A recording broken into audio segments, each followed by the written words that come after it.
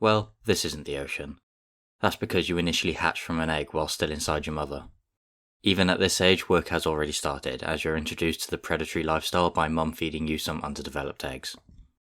Once you hit 5 feet, you are born. Somewhere. We don't really know where because we've never seen it, but we can narrow it down to the whole ocean, likely at one of these prey-rich hotspots. Along with your 7 siblings, you immediately swim away from mum, who may now only see you as prey, which is probably what happened to this guy. I'm sure that's not a scarring image. You're a Nepo baby, instantly starting life at the top of the food chain, where you can continue your parents' legacy of eating everyone else so you can grow larger and larger. One present mum did pass on to you is a starter pack of knowledge for you to learn on what to eat and how to kill it. Something that a lot of animals have to gather themselves. Let's see what's next on the list. Many great whites don't survive the first year, so you have to get a move on and focus on pure growth. Your jaw isn't quite strong enough to take on large prey, so you stick to smaller fish and whatever else you can find. Because of your smaller size, you live a sheltered life around shallow coastal waters, but these early years see your fastest growth rate adding on about a foot per year until you reach 3 or 4 years old. As you come to the end of your pup years, you decide to celebrate with a one-off treat. You are now a juvenile great white shark. Let's see what's on the next card. At 8 to 9 feet, you can now take on some slightly larger prey. Still not quite ready for mammals though. Up until now, all of your prey have had no choice but to suffer your wrath, but your next target is your first test of consuming someone who has other options. Something that helps you with this is countershading, your form of camouflage where your dark back blends in with the sea, your white belly blends in with the sunlight, and the two together break up your outline. This allows you to strategically trick the penguins into thinking that the water is a nice place to be. Having successfully orphaned a chick, you merrily move on to your next target. Oh no. Looks like there's a killer on the loose. You're still an easy target for an adult shark's growth plan, so best keep your eyes peeled. Meanwhile, an innocent stingray flaps its wings, sending a weak electrical pulse through the ocean that you can detect with the 1,500 jelly-filled pores all over your head. This sixth sense gives you the ability to easily yoink unsuspecting prey with pinpoint accuracy. Another strong sense that's been gifted down to you is your sense of smell. Just under your snout are 2 nostril-like holes that can detect a seal colony 2 miles away, but they do have their limits. It is true that you can smell a drop of blood in an Olympic-sized swimming pool. If it's only slightly filled. About the same as most fish. One thing you can easily pick up is the delicious smell of a dead whale carcass. Coincidence that it's the next thing on your training. Unfortunately, this opportunity also attracts a lot of other, bigger sharks, and you don't want to tempt fate, especially with a known killer around. You take the safe option of hovering around the area, picking off any chunks that drift away. I guess that counts. I mean, you didn't really eat the whale, but at the top of the food chain, normal rules don't apply to you. After a few more years of keeping the ocean in check, you've grown to around 12 or 13 feet and are ready for your final challenge of juvenile life. Yellowfin tuna can grow up to 8 feet long, so this will be a true test of your strength and ability. As you finish your set, a convenient school swims over your head, and one seems to be struggling behind. You've learned to always take advantage of the weak and helpless, so employ all your stealth skills to get as close as possible, then detach your jaw from your skull to open wide as you burst through the tuna, taking a fat chunk of it with you. That seemed a bit easy. Wonder what was wrong with the tuna. Anyway, you did it. You're becoming an unstoppable force of nature. Well, nearly unstoppable. Another murder. They must still be out there. At least you're becoming less of an easy target. You are now an adult great white shark. I know up until now you've been targeting different animals, but you're really an opportunistic feeder, and a good opportunity has arisen for you to get your next meal. People smiling makes you sick, so you close in from behind, carefully avoiding their echolocation, then 0 to 25 and... Who said sharks were afraid of dolphins? That was your first mammal kill, and since your jaw's now strong enough, you can go after some more. Brown fur seals are your next target, and you opportunistically hunt them by deliberately heading to somewhere called Seal Island. Obviously, lots of seals means lots of competitors, and there's a dominance hierarchy in the market that goes along the lines of larger beats smaller, female beats male, and if both those fail, whoever got there first. It's theorised that you may share information about different prey with each other, but given the number of dead sharks you've seen, you're going to give that a miss. Hunting these guys is a bit more complicated, but with a quick read of your gifted natural instincts, you should be sorted. You hover in the depths and look up at your unsuspecting victim, who's just trying to provide for their family. You take aim at the target, then with 5 strong swooshes hit your top speed. Just as you're about to make contact, everything goes black, because you roll your eyes back in your head for protection.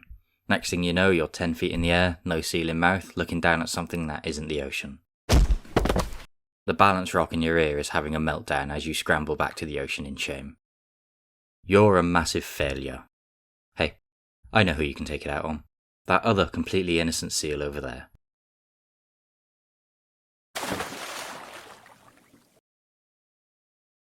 "50% success rate. That sounds about right. Not very successful for your teeth though. Don't worry, that's normal. They're only held in by soft tissue. You have 7 rows of teeth all ready to step up for duty when the front ones fall. As the conveyor belt moves forward, you continually produce new teeth that join at the back row. Of the 300 teeth in your mouth, only around 50 are actively tearing up families. Speaking of that, it's been a few days, so you're hungry again. You slowly approach a new colony. That looks like a good target.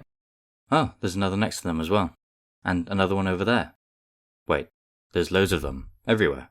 And they're all coming right towards you. As the seals start mobbing around you, you're as close to terrified as your brain lets you be. So, mildly concerned. You try to swim away, but they follow en masse, taking the occasional nasty jab at you. They're obviously not a fan. It's not your fault, you can't help what you were born into, you're just trying to do your job.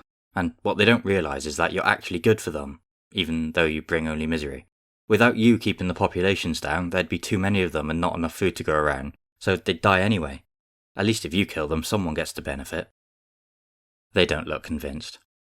You know a lost cause when you see one. I guess you're not as formidable when everyone comes together.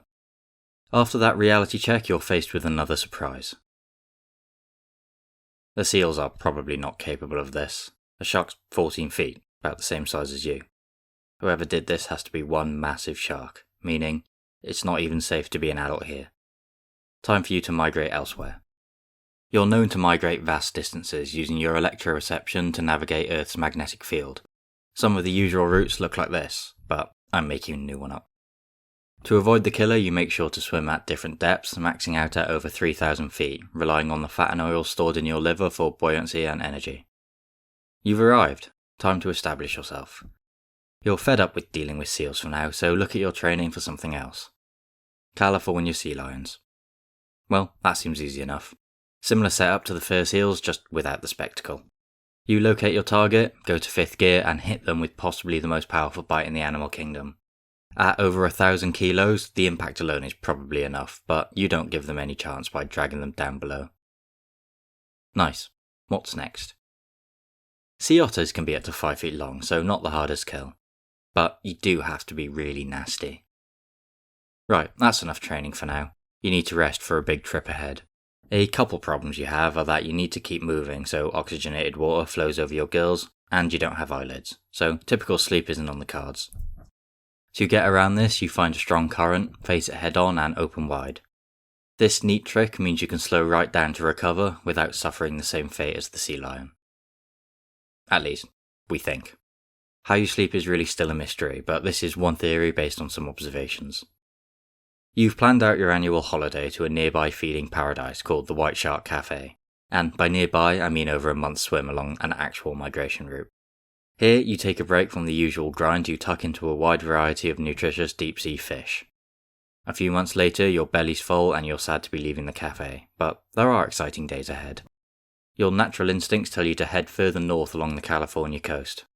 These waters are getting colder, but luckily your family, the mackerel sharks, are part of a very elite group.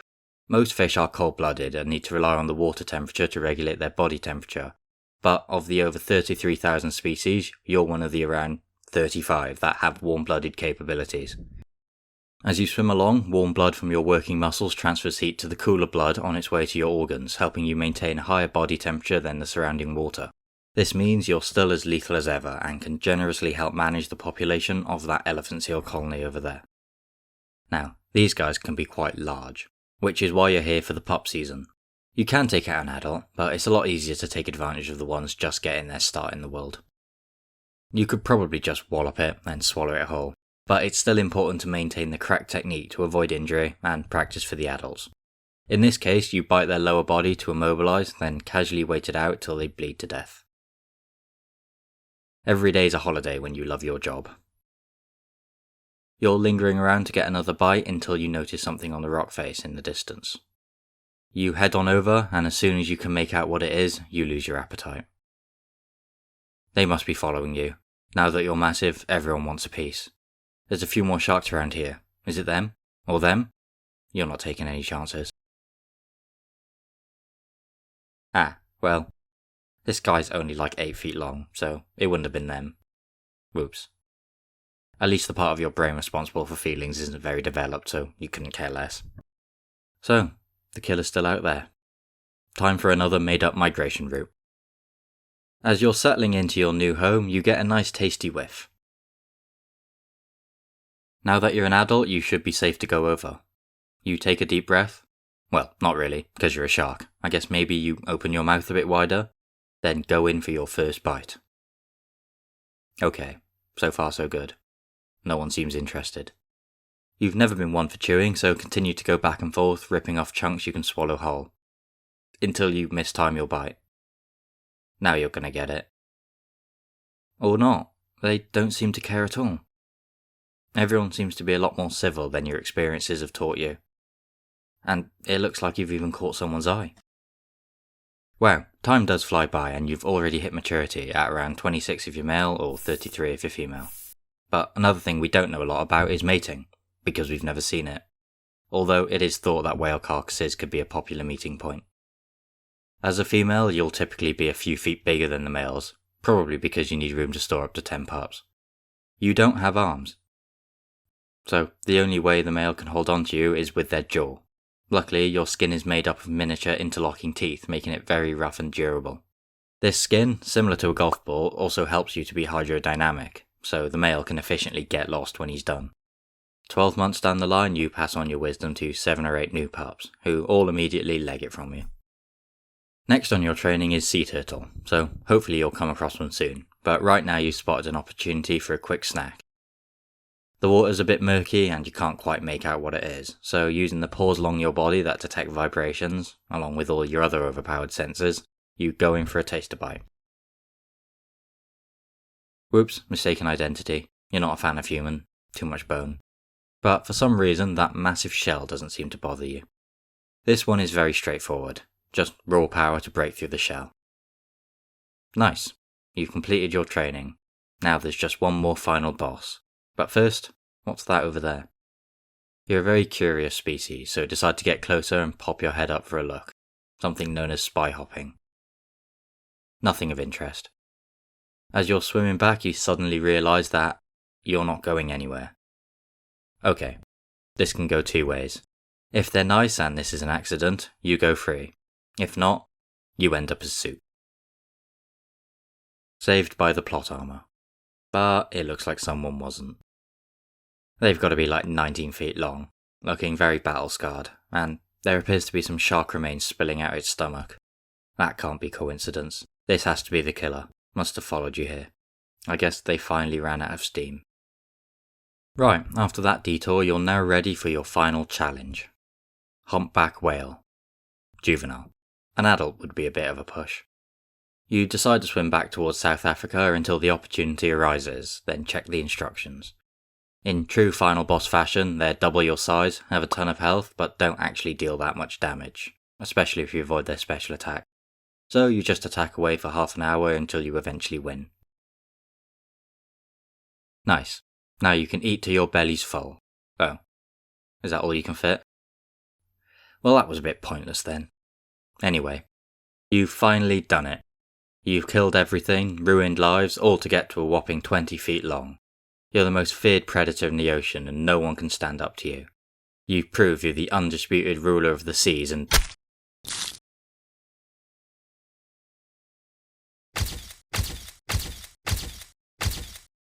That's not what you expected.